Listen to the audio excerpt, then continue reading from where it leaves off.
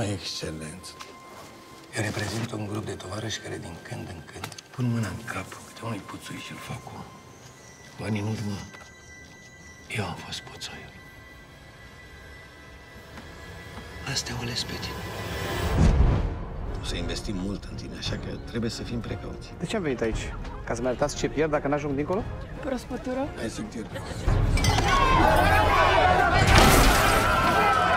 Ce faci? Renunți așa cu una, cu două?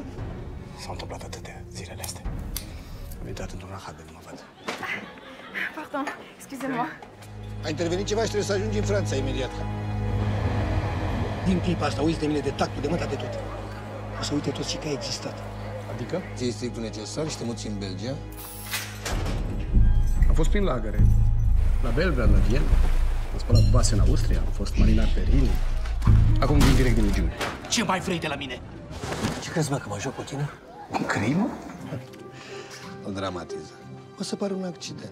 Tu ești un accident. Al naturii. Știi ce? Mai bine chemăm poliția, nu mă interesează ce o să iasă. Pare un serios. De ce umbli cu mama aia?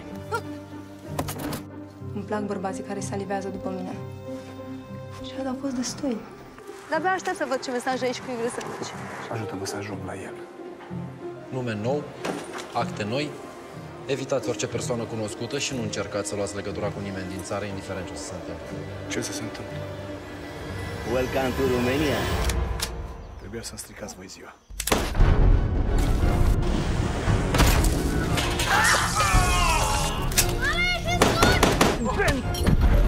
Nici acum n-ai înțeles cu ce ne ocupăm.